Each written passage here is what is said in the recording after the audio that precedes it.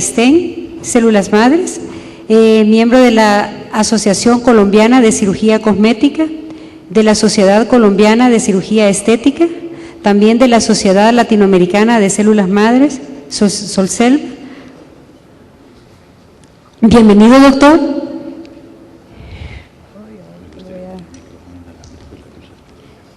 Aprovecho, para decirle siempre a los asistentes que se puede pasar a inscribir donde se hicieron las inscripciones para poder anotarse y poder tener el CD de todas las ponencias magistrales que se han llevado a cabo, dado que este CD no se puede reproducir, así que ustedes pueden pedir las copias que ustedes necesitan.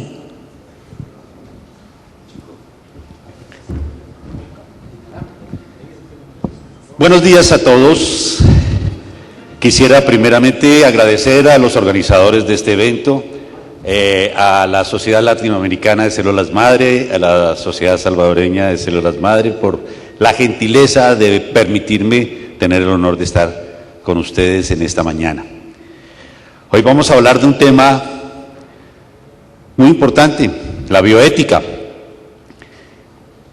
Esto me recuerda, si podemos dejar la luz encendida me gustaría más, para poder ver las caras, y porque me dice que quedó mejor en las fotos.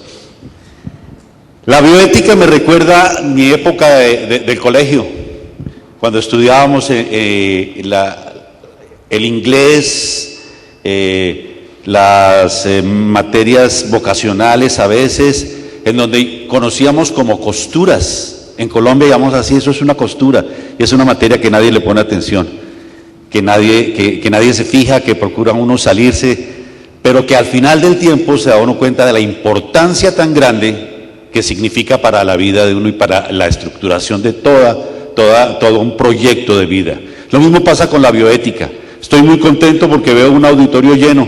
Yo pensé que cuando anunciaran bioética mucha gente iba a estar tomando tinto, pero resulta que no. Eso me da mucha satisfacción, porque este es un tema fundamental en el ejercicio de nuestra carrera, de nuestra profesión y sobre todo de nuestra vida. Bioética o la ética médica, buscando algunas definiciones, encontraba algunas muy vagas, como el lugar donde se habita, ser una buena persona. Aristóteles la definió, pero realmente no quedé satisfecho con ninguna definición y no voy a ser tan atrevido de dar la mía, pero sí cada uno de nosotros podemos definirla.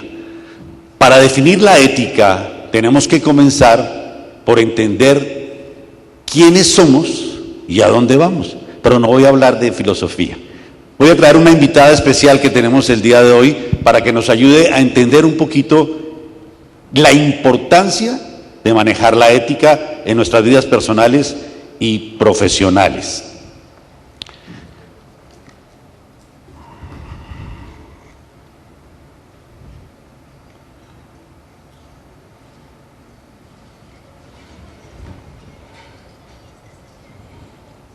Es importante que haya un problema técnico. Si alguien me puede ayudar. ¿Y sonido?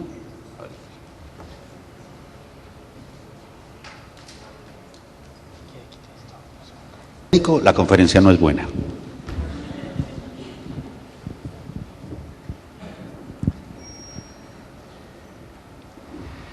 Si en las próximas 2 horas no arreglamos, seguimos adelante.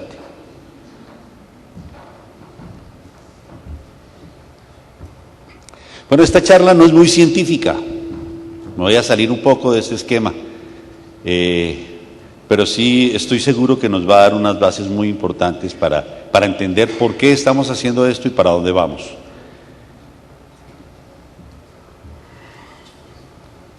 ¿Listo?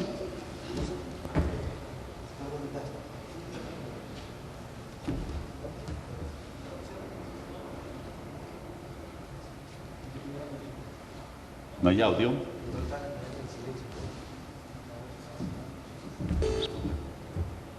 Curita parará en un rato.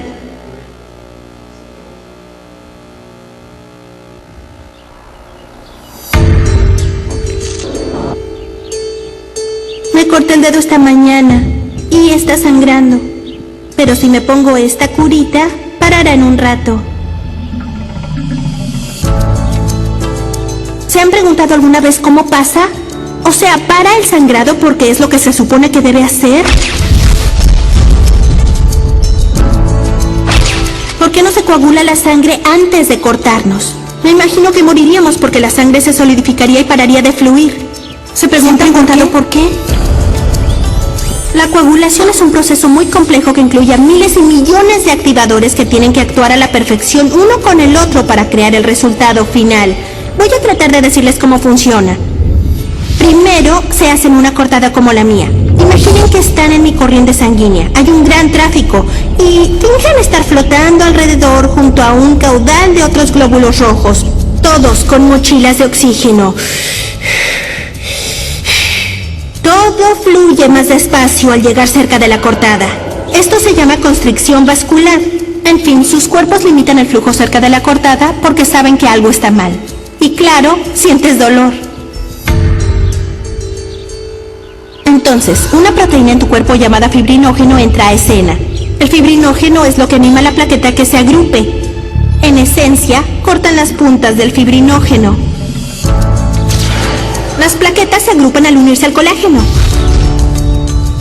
Sobre la activación, las plaquetas liberan el difosfato de adenosina, DFA y TXA2, que activan las plaquetas adicionales, la serotonina, fosfolípidos, las lipoproteínas y otras proteínas vitales para la coagulación en cascada.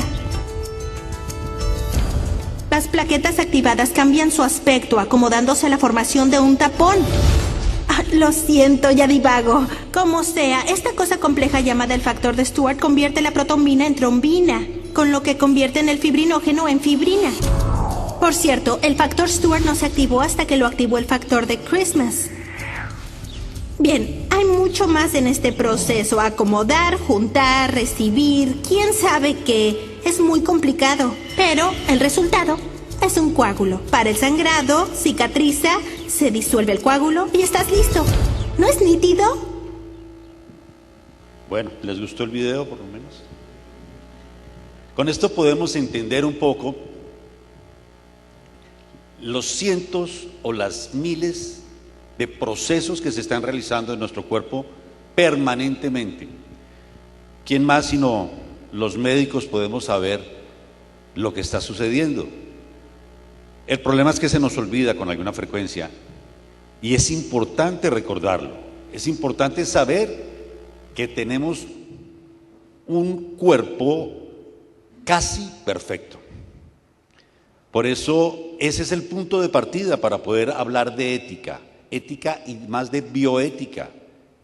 ¿De qué vamos a hablar? ¿Sobre qué? ¿De dónde venimos? ¿Para dónde vamos? Como decía el griego, ethos viene del griego, de la palabra ethos, ya dije algunas definiciones, y sabemos que en nuestro andar diario, en nuestro actuar diario, está compuesto por varios actos en nuestra vida. Y estos actos sumados van a determinar. Seguimos.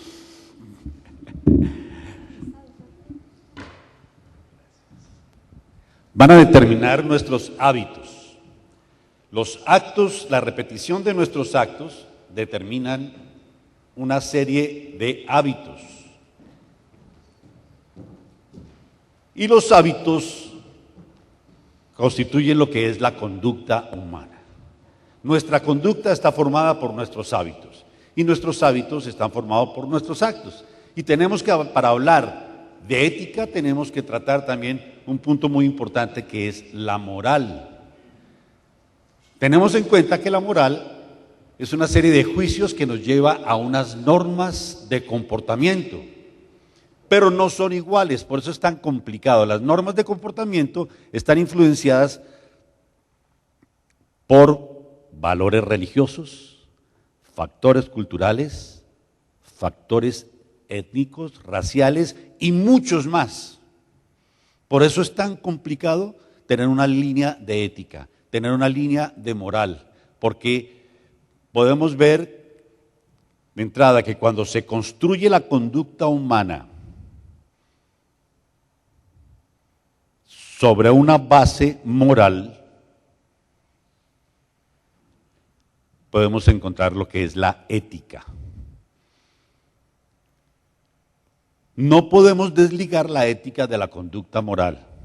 Y sabemos que como está influenciada por diferentes aspectos, entonces la moral va a depender del peso que le demos cada uno de nosotros a los valores y a los principios.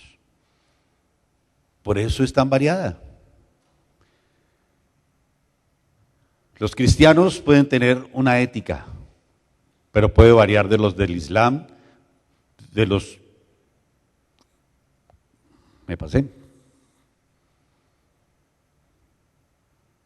de cada una de las religiones, de cada uno de los pensamientos, de cada uno de los estilos, y eso va a hacer que seamos diferentes. Eso es la pluralidad, y la pluralidad es algo que hace que no sea una línea directa y perfecta nuestra ética.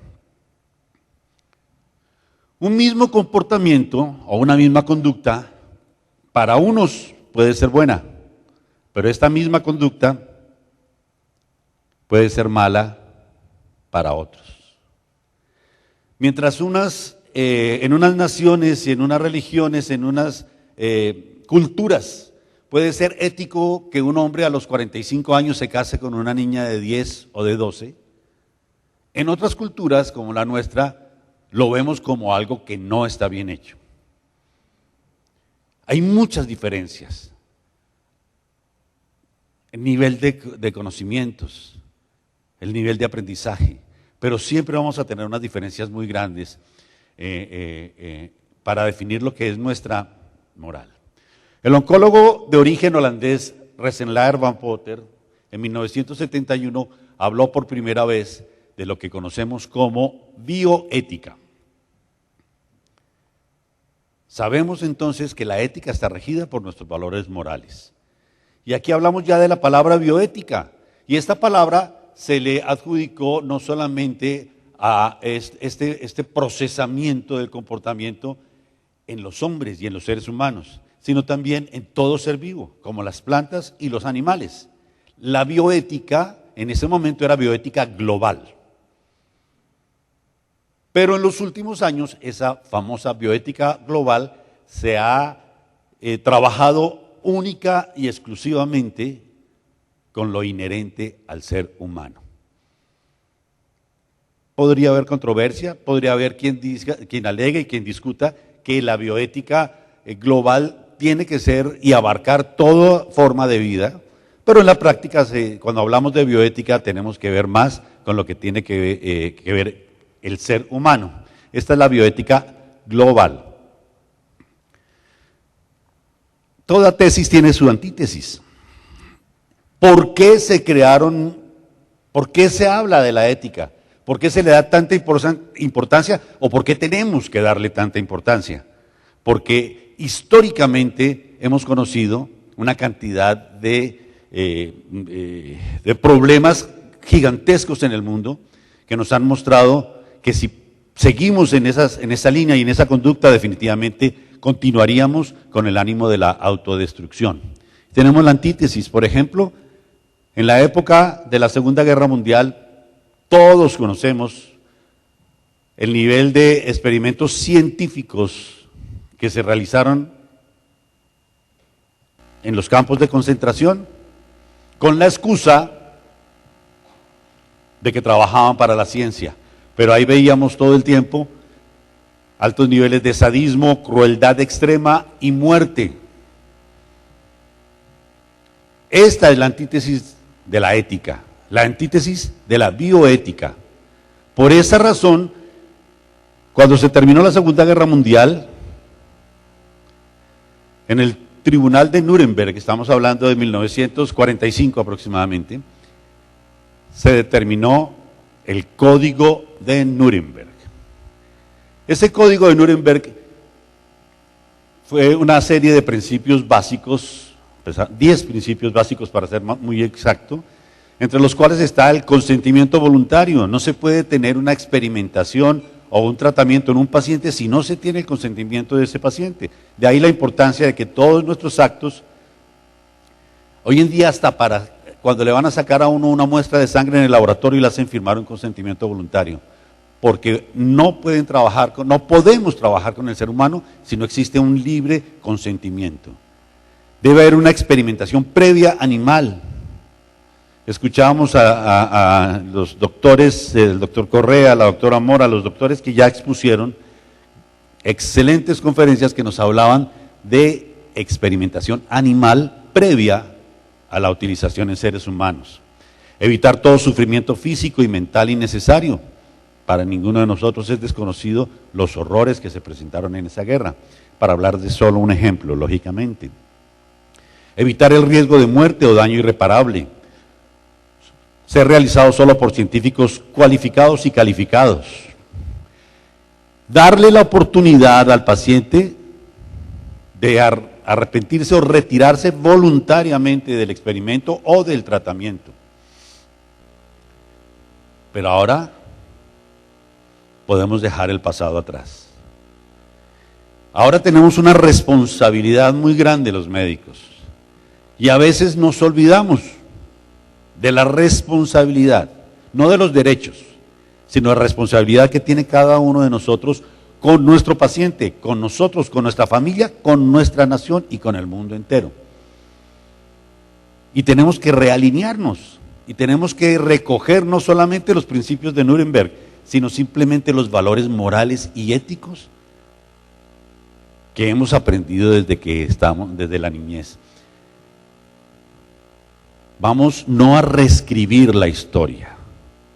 Nosotros estamos escribiendo la historia. Porque el lunes entrante se va a hablar en pasado del tercer Congreso Latinoamericano de Células Madre en El Salvador. Y en este momento estamos haciendo la historia. En un futuro se va a hablar de los tratamientos que se realizan, tratamientos curativos que se van a realizar de células madre, pero que tuvieron sus orígenes en un grupo de médicos entusiasmados, en un grupo de médicos a veces hasta locos que decidieron apostar por una nueva tecnología que nos ofrecía y nos prometía cosas grandes. Pero hoy, lo que pase mañana depende de lo que nosotros hagamos el día de hoy. No sé en sus países, en el mío, en Colombia, por ejemplo, la utilización del PRP de plasma rico en plaquetas, que es espectacular, con unos resultados preciosos, dependiendo de para qué se ha usado, cómo se ha utilizado y quién lo aplique. En ciertos sectores se ha desprestigiado mucho, porque empezaron a popularizarlo tanto que hoy en día hay muchas estilistas colocando plasma en salones de belleza. ¿Error de quién? De nosotros los médicos. Yo creo que ninguno de nosotros quiere que el día de mañana este tema de células madres esté trabajando a ese nivel. Nosotros tenemos que trabajar células madre al nivel que le corresponde. Y para eso tenemos que hacerlo con una conciencia clara, limpia y con unos principios morales y éticos que no permitan y que nos puedan blindar hacia los ataques de lo que el mundo quiere, una vida más relajada, una vida sin problemas. Tenemos que escribir la historia, no reescribirla. Reescribirla es mentir, escribirla es ser el testimonio hoy para lo que vaya a pasar mañana. ¿Bioética en qué campo? Estamos hablando concretamente de las células madre. Se puede aplicar en cualquier campo de la vida, se debe aplicar, pero aquí estamos sentados nosotros para hablar de células madre. Por eso hablamos de bioética en células madre y estamos hablando básicamente de terapia celular. La conocemos y en nuestros consultorios podemos practicar una terapia celular básica, pero los niveles y los alcances de esto son incalculables. Vemos lo que nos contaba el doctor Diego Correa de lo que se está haciendo con la terapia celular y hasta dónde podremos llegar. Y es increíble que ya no hablamos de la terapia celular básica, sino terapia celular avanzada, donde puede haber diferenciación celular, donde se puede cultivar, se puede multiplicar, se puede orientar genéticamente para ver qué tejido vamos a necesitar. Ya estamos haciendo terapia celular avanzada. En algunos países se puede hacer por la normatividad, por la legislación. Desafortunadamente no es muy clara en ninguno. ¿Qué es terapia celular entonces? Es la administración de productos biológicos que contengan células para el tratamiento de enfermedades o servir de apoyo a otras terapias. Todos sabemos, esquema básico, elemental, terapia celular, es lo que todos los que estamos acá hacemos. Pero vamos a hablar ahora de células madre, la importancia de las células. El día a día nos lleva a tomar nuestra profesión como algo rutinario, como algo que es el modus vivendi. Y hoy los invito a que reflexionemos y cuestionemos la importancia de nuestro trabajo. Porque si nosotros mismos no le damos el nivel que se merece, nadie lo va a hacer por nosotros. Voy a invitarlos a un nuevo video. A través de los años, desde el rechazo de Kenyon a la evolución química, la ciencia ha revelado los detalles de todo un sistema de procesamiento de la información que lleva el sello del diseño inteligente.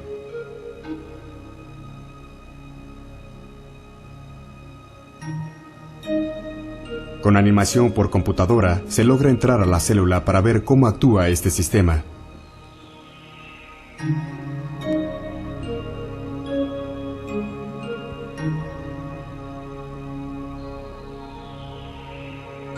Ya en el núcleo de la célula vemos los fuertemente enroscados filamentos del ADN que almacenan las instrucciones necesarias para crear cada proteína en el organismo.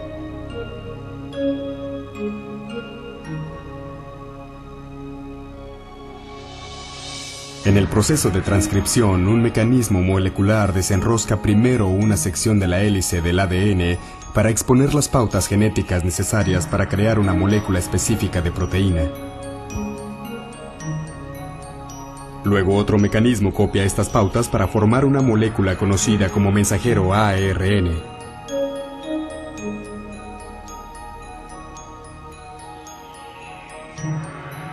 Cuando se completa la copia, el delgado filamento del ARN lleva la información genética por el complejo orificio nuclear, el guardián del tráfico de entrada y salida del núcleo de la célula.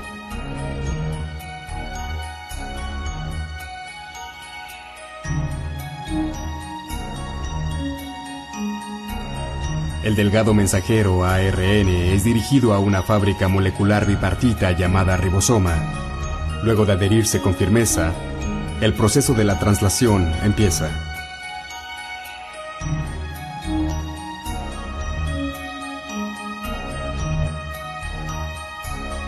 Dentro del ribosoma, una línea de montaje molecular crea una específica y ordenada cadena de aminoácidos. Estos aminoácidos son transportados de otras partes de la célula y entonces se ligan en cadenas a menudo compuestas de cientos de unidades. Su arreglo secuencial determina el tipo de la proteína fabricada.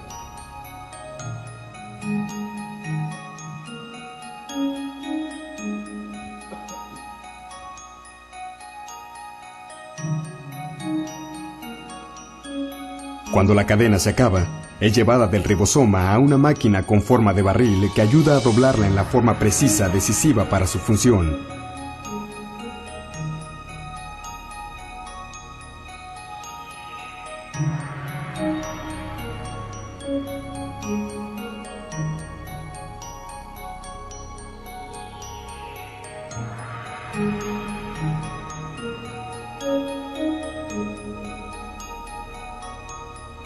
Luego que la cadena es doblada dentro de una proteína, entonces es liberada y guiada por otra máquina molecular al lugar exacto donde se le necesita.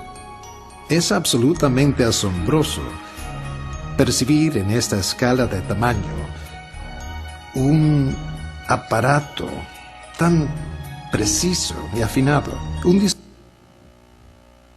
Como no tenemos mucho tiempo, vamos a dejarlo allí, pero quería exponer con este video, aunque es muy didáctico, nos está mostrando la perfección que tenemos dentro de cada una de las células de nuestro cuerpo. Y nosotros tenemos el privilegio de trabajar allí. Esa es nuestra materia prima, esa perfección. Aquí estamos hablando de la información, pero podemos ver esquemáticamente cómo está conformada una célula.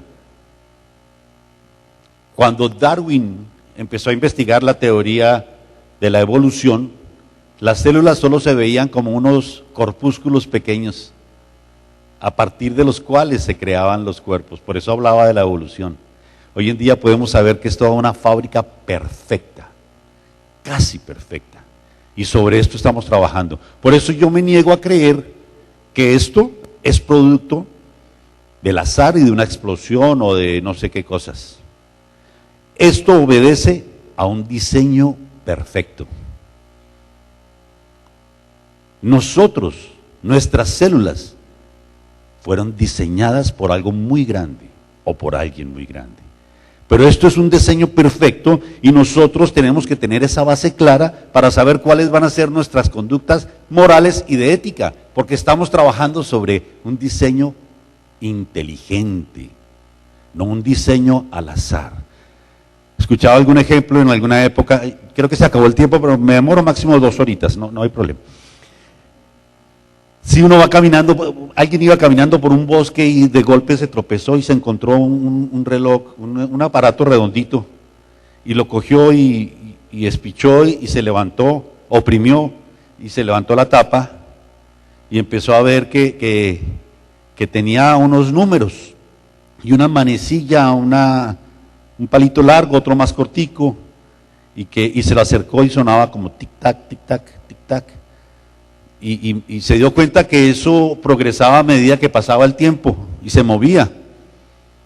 Y dijo, ay, mire lo que el tiempo ha logrado hacer. Yo creo que la erosión del terreno, y yo pienso que el viento y el aire y la oxidación durante cientos y cientos de años lograron formar este reloj. Yo creo que nadie lo podría hacer. Cualquiera de nosotros que nos encontremos eso, vamos a decir, esto lo hizo un relojero. Lo mismo pasa con la célula, con esta perfección. Es perfecta.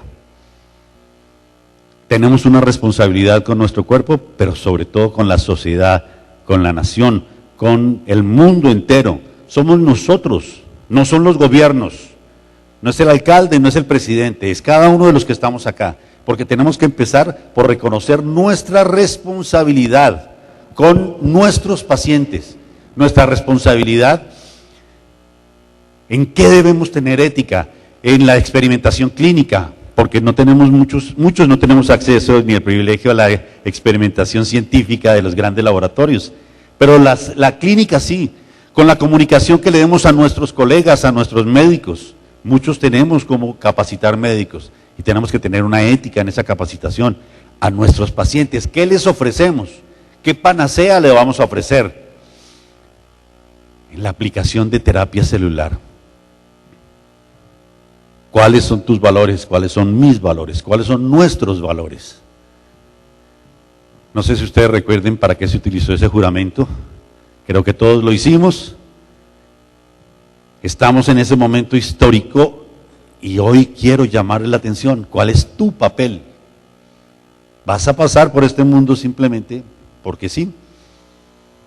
Prometo solemnemente consagrar mi vida al servicio de la humanidad, otorgar a mis maestros el respeto y la gratitud que merecen, ejercer mi profesión dignamente y a conciencia, velar solícitamente y ante todo por la salud de mi paciente, guardar y respetar el secreto profesional, mantener incólume por todos los medios a mi alcance el honor y las nobles tradiciones de la profesión médica.